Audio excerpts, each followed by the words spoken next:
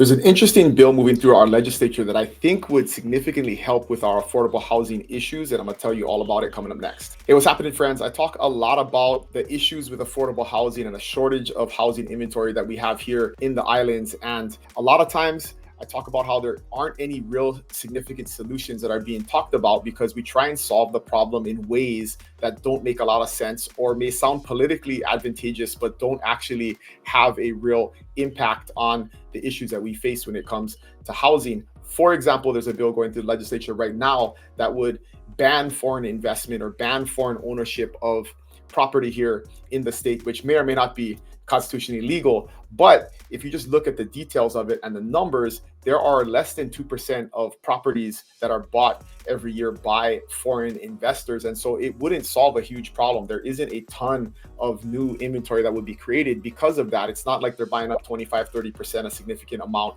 of property here in the state. But there is a bill going through the legislature right now, which I'm going to show you guys. It's called House Bill 1630. And what's interesting about this is I'm going to read the description here. It prohibits county zoning ordinances from not allowing 2 or more additional dwelling units per residential lot within an urban district. It prohibits private covenants for residential lots within a state urban land use district from including certain limitations or restrictions on residential units. And it requires the director of the county agencies responsible for land use to review and act on any application or subdivision, consolidation or re-subdivision of certain parcels within the state urban land use district, and amends the calculation of impact fees for certain developments.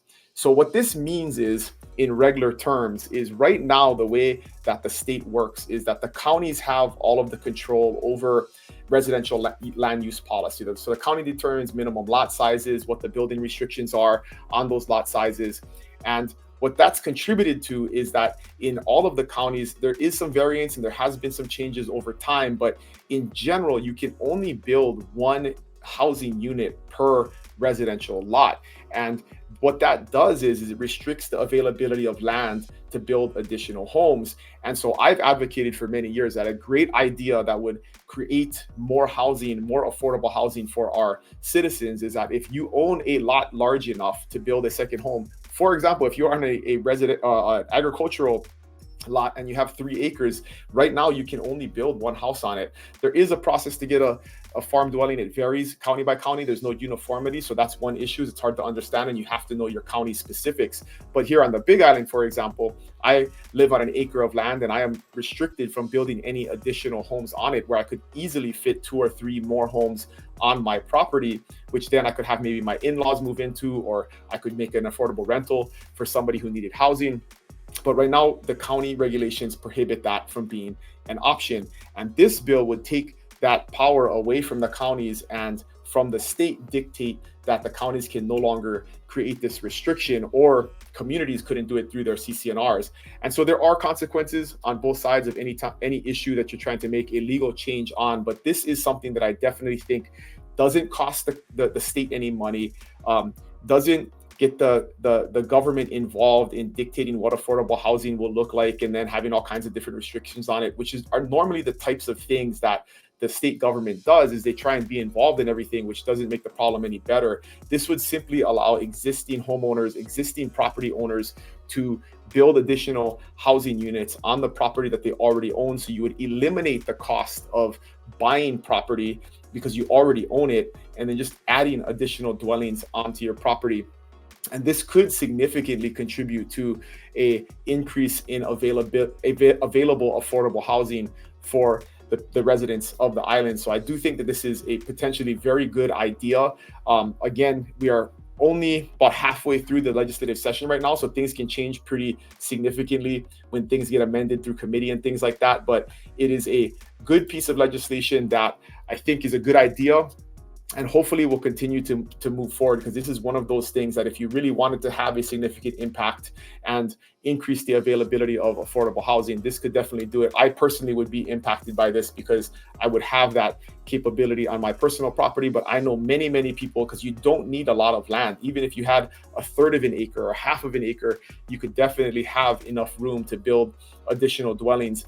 And it's not just additional dwellings, but one of the restrictions that is currently in place is you can only have like one you can build additional stuff onto your house or your property, but you can only have one kitchen, which again restricts the use and how reasonable it is to live in a additional dwelling with no full kitchen. You can't get a legal kitchen built unless it's been grandfathered in. But going forward, this could be something that would be very, very helpful overall to making land available for just residents, regular residents, to build additional homes on their property, maybe have their in-laws or their kids or family members, or just turn it into a rental for folks that need housing. So it's something I'm going to continue to follow. I'll keep you guys updated on this, but this is one of those things that when there's a good idea, I do criticize a lot about what the government does and their policies, but when I see something good, I want to be fair about it. And this is one of those that was brought to my attention that I just think is a good idea. So keep an eye on it. As always, I encourage citizens to get involved and testify and go to the meetings and let the legislators know that when there is a good idea, that it is a good idea, because a lot of times there isn't enough community participation in the legislative process, and our voices need to be heard. So again, this is House Bill 1630. It's currently going through the legislature. We're about halfway through, but I'll keep an eye on it and keep you guys updated. If you have any questions, you can put it in the comments below or email me at dylan@buybigisland.com, and I'll get back to you. Thanks you guys for watching. I'll see you guys next week.